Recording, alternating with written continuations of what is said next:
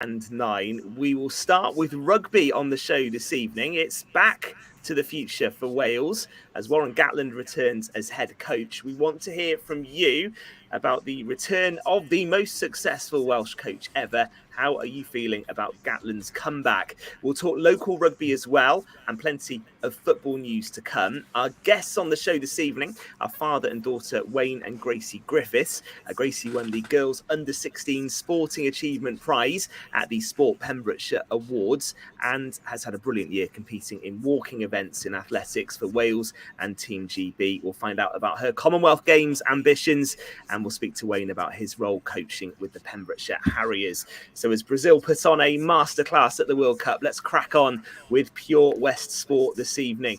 Fraser, Tom and Gordon standing by in the studio. Chaps, this time last week we were getting ready for England-Wales, weren't we? Of course. How are we all feeling in the studio tonight? All good? Seems a long time ago. That does. Yeah. It does. But yeah, all good. A little bit cold, but we're all right. Yeah. Yeah, exactly. Going to be chilly next few days. Tom joins us fresh from rehearsals for Jack and the Beanstalk, which goes on stage on the 15th of December. I think, Tom, that's right, isn't it? Yeah, 15th through to the 31st of December. Good stuff. You are a trooper being with us this evening after rehearsals. Gordon, evening to you. How are you? I'm very good, Ben. Very good indeed. Excellent stuff. We've done a lot of football over the last few weeks, and we will talk local football and Haverfordwest County on a good run as well. 3 victories on the trot. So we're going to save football for the final part of the show this evening as South Korea go close to scoring and getting one back. But we're going to kick off with rugby. And the agenda changed, didn't it, at lunchtime today when we got confirmation from the WRU that Pivac had gone and Warren Gatland is making a sensational return. I have to go to Gordon first because you said, didn't you, last week? You said time was up for Pivac, and the WRU finally agreed. Yeah, I did say last week, even though I have stuck up a Pivac for 3 years, is it? No, if Wales were going to change their coach, they have to do it now before the Six Nations, and we obviously got forthcoming World Cup coming up as well. Any coach that comes in would have to sort of get their ideas across, training methods and everything else that goes with it. And obviously Gatland has been tried and tested with Wales. There was a lot of rumours that he may be going to coach England, but that was quickly dispelled this afternoon when he re-signed for Wales. So it'll be interesting to see who his backroom staff's going to be now, whether any of the boys are retained from Pivac's era. It's going to be interesting. Obviously Sean Edwards will not be coming back. He's just re-signed a new contract with France, so there's no way that he'll come back with Gatland. Possibly Howley may return. We'll have to wait and see in the next few days or coming weeks. And ironically, the players' contracts where players were threatening to go to France and everywhere else to play their rugby because they weren't assured of getting their money, they've now all of a sudden come up with a wonderful idea that the players will be paid, but it hasn't been signed, sealed and delivered, but it's imminent. Absolutely interesting, isn't it, how a change in the head coach moves things along a bit, Gordon? Yeah. Fraser, he's the most successful Welsh coach of all time, isn't he? I want some reaction to this. This is an exciting appointment on paper, isn't it? On paper, yes, Ben. If you're looking at it in black and white in a rugby sense, yeah, you would bring him in. He knows the job he's doing. It's I guess a safe pair of hands, if you like, for a short-term job. I think when you take all the other factors into it, it's actually a quite perplexing appointment, if I'm honest with you, Ben. Nothing against Warren Gatland, but you look at the financial situation of the WRU. Gordon's just mentioned it then. You had regional players not knowing their futures for weeks, months. In fact, the deal has been struck this afternoon, in principle, hasn't it, over the next 6 years. That's significant. But, there was so little financed anyway, and I'm looking at my phone now because I've got the figures down on here. This contract is going to cost $585,000 per year. When you incorporate Wayne Pivac's payoff and the payoff to Waikato Chiefs, it's actually going to cost over £1 million. Now, if money is no object, then by all means you bring Gatland back in. Of course you do. Money is an object. The WRU. There's no point pretending it's not. There's no point pretending the financial situation, the coaching situation in Wales doesn't mix. So, whilst in a rugby sense, I can see the appointment. It's a safe appointment. given the financial situation, which has been so laid bare so publicly in the last few weeks, I'm a little perplexed with how they've managed to pull this off. I'll be honest with you. It's very an interesting generous bank manager, Fred. Yeah, it's an interesting reaction. This, so a few things to unpick there. It did seem that he was linked with the England role. And I'd be interested in any England rugby fans watching on and whether I speak for them when I say I would have loved to have seen Warren Gatland take the England job, because I think he's a proven coach. He's a winner. Do I think he ever was seriously going to do it? I think a lot would have had to have happened for Gatland to take that, because his legacy in the Welsh game is huge, and I think it's important to him as well. But the question I just want to get to with the three of you and see whether we can get some views on this as well. Fraser, you said on paper this is a really exciting appointment. There are obviously a lot of things going on behind the scenes. So why does it not feel like a really exciting appointment? I think because of the issue just outlined there. I think a lot of people are perplexed at how financially WRU have plumped for this when they've gone weeks, months without being able to seemingly commit to funding regions and funding the livelihoods of players for the next few years. So I think that there is that as well. I think there's obviously always an element of a risk going back. And of course, Gordon hit the nail on the head there. It's going to be interesting to see his backroom appointment. Gatland and Sean Edwards always gone together. And obviously you're talking about money there, Fraser. If they're going to get rid of the backroom staff, there's other payouts have to be sorted as well. Yeah, absolutely right. So, there is a little trepidation, but he's come back without Sean Edwards. Sean Edwards was a major part of that success as well. So I think because the times have been so troubling for Welsh rugby on and off the field of late, there is, like you say, Ben, there is a bit of mixed feelings, for want of a better term, towards that. It feels to me quite muted, the reaction, and by all means, let people watching get involved. I think this should.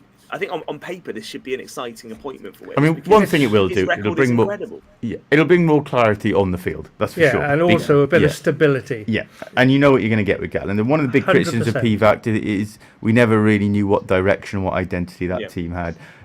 Gatland has a very, very strict identity, and that he'll play to that Warren ball, whatever they call it. He'll sort out the back row. He'll have a big back row. There'll be no more playing 2 or 3 open sides. Kenny touched on that last week. Josh McLeod starting the same team as Tiprick and that sort of thing. Tactically, we know what he'll bring, and at least that will bring an identity and a direction that the whole team are familiar with. Yeah, Tom, he left. He left, didn't he, after the 2019 World Cup? How did you feel when Warren Gatland left the Wales job? Did you think it was the right time for him to move on when that happened?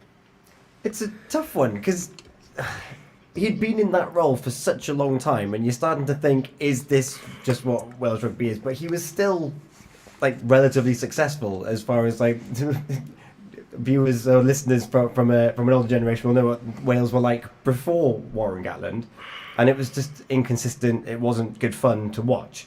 And when he went, I think people didn't want him to go. It was very much his choice. And similar to what Jason Chapman's saying there, it's why did he leave in the first place? What is it that's brought him back? And I just think that it's a populist vote to put a plaster over what is, the WRU wouldn't have been happy with how much we know of their internal struggles at the moment. And I think it's just a popular thing. We'll distract them with Warren Gatland, and we'll see what happens. Gord, talk about his brand of rugby. What do you think? We hear about Warren Ball. Is Warren Ball winning ball? Well, of course it is. I mean, we what was it? 3 Grand Slams, 2 semi-finals in the World Cup. Yes, it's successful. It's not the most, how should I put it? It's not expansive rugby, but it's winning rugby. He has a style. Defensively, he had Sean Edwards, who got them. They tackled everything that moved. They didn't go beyond 5 metres. Everything was cut short straight away. He'll be doing that again. He'll be finding somebody to do that. We will be more clinical as well when we're going forward. We'll take our points when the kicking opportunities are there, and when we've got a chance to cross that line, we'll take it. And it'll go through phases as well. It won't be rushed. It will be done properly and structured. That's what Warren Gatland brings to the Welsh team. And structure. We've said, haven't we, before, that under PVAC that did seem to be lacking a bit of direction for Wales. So let's see where we go on that. Where do you stand, Fraser, about managers and coaches and players going back? Does it ever work second time around, do you think? Well, it worked all right for Carlo Ancelotti at Real Madrid, isn't it? He got the Champions League last year. Look, it can work. There's examples on both sides, isn't it? I think in Gatland's case, when you leave at the 2019 World Cup, so you only actually missed 3 years since then, and of course we lost a year almost of that to COVID, didn't we? So I don't think the game has evolved too much since he's been away, to be honest with you. So yeah, no, it can work, but it's he won't be going back with the same ingredients, i.e. Sean Edwards. We've got to be aware of that. And it's a big risk on his reputation, because he was loved by the Welsh rugby public, and if he comes back and it's picking up on these different ingredients and he doesn't get an immediate grand slam like Pivac did, then it's going to be a really awkward run into that World Cup. That's the other issue. You say that, Tom. We all go a grand slam. It's not that easy to win a grand slam. No. You know No. that yourself. No. He has got a reputation before him. He is a brilliant coach. We know that. So it's going to take time. It won't. I'd be surprised if it happened instantly. But with Gatland, it can. But I'd be very surprised if, in the current situation Wales are, I can't see them winning the Six Nations this time around. No. There will be improvements, as we just speaking about the structure of the game and everything else that goes with it. And we'll see what happens during the World Cup campaign. There'll be, players sorted out. I think I read somewhere where Pivac had played 80 players over his tenure as a coach. Was that 3 years? Yeah. That is an absolutely he ridiculous chopped and amount changed, of didn't players to He- play at international yeah. level. He'd bring players in, he'd bring players back as Yeah, well. And it was that yeah. consistency that wasn't there. We'll get to some comments on this. Gatland's return as Wales head coach locally. Anyone see any rugby locally over the weekend? I've got the results. I was at Haverfordwest on Saturday. We had a players reunion, and it was great to catch up with a lot of the old boys. You come straight from there. Yeah, it was great to catch up with a lot of the old boys after the game. Haverfordwest played Llanny Brother. They won by 40 points to 7. Yeah. I had an extra treat. My son Josh, he scored a couple of tries as well in that game, so that was nice to see. And also it was a sad, poignant time for Haverfordwest RFC. They lost David Miller, who's a former chairman, coach and county selector, who sadly passed away. So there was a minute silence before the game for him, and there was a lot of stories in the bar of how Mr. Miller was in his heyday. So it was a bittersweet moment at Haverfordwest on Saturday, and then I moved swiftly to the football, and we'll talk about that later. Okay. First hour we heard from Jack Dudley. Bill spoke to him. Nayland 7, St David's 3. Yeah. It was a dogged encounter, that, Fraser, wasn't it? Low scoring. Well, it was a game we actually debated last year when it was discovered for the wrong reasons, if you remember. The referee called a premature halt for it. But no, by all accounts, it's what you'd call, to use the cliche, good old-fashioned Pembrokeshire derby. Both teams hard at it. I think 0-0 till the 71st minute. St David's took the lead, and then Nayland scoring late on. And funnily enough, I think the lowest scoring games ever involved with St David's was a 3-0 defeat at home to Nayland, actually, funny enough. But no, I don't mind. It is, but you don't mind seeing it. It's two sides who, giving their all in that division, a big crowd there as well, and it goes down to the end. And for the purists, a good 0-0 for 71 minutes is appreciated every now and again. So. I can remind you that has happened, Fraser. Yeah. But, it's not for a long time. Have you ever played in a lower scoring game than that? You ever played in a I played 0-0? in a school match that finished 0-0, but not in a senior international match. But Come back from incredible to think in a rugby Milford game. against Fishguard as well. That's a good game there. That to was get a draw at a the odds. really good game of rugby there. There were a lot of points scored. Yeah, that finished 23-all, didn't it? Yeah, and two very good sides there. So that would have been a very entertaining game to have watched. And I think Whitland, Fraser, you said they came from behind at Pencloud. Right. They drew 24-all as well. Narrow defeat for Narberth. They went down at home to Cross Keys by 2 points, losing 32-30. A win for Cremmick against Hendy, 24-21. Gordon good. said he was at the Haverfordwest game. Nayland 7, St David's 3. St Clair's 21. Abereyron 16 as well. And Langham went down 67-0 in their home match as well. So there were a few points there. Tom, have you ever witnessed a lower scoring game than Fraser's 3-0? No, I don't think I have. No. Okay. I'll give that one to you. Okay. Low scoring rugby matches, if we can get some of those through. And also any examples of second time around working. Will it work out with Warren Gatland? Let us know on that. We're going to do football in the final part of the show. Local, national and international stuff to come. But coming up next, we are going to talk to Wayne and Gracie Griffin fifths. Gracie won the Girls Under 16 Sporting Achievement Award at the Sport Pembrokeshire Awards. She's doing brilliantly in walking, which is a really good sport, I think. And I watched it at the Olympics and the Commonwealth Games. Great to see. Their technique is incredible. And Gracie is one to watch. So we're going to find out all about that in part 2 of Pure West Sport, which is on the way next. Ethan Evans and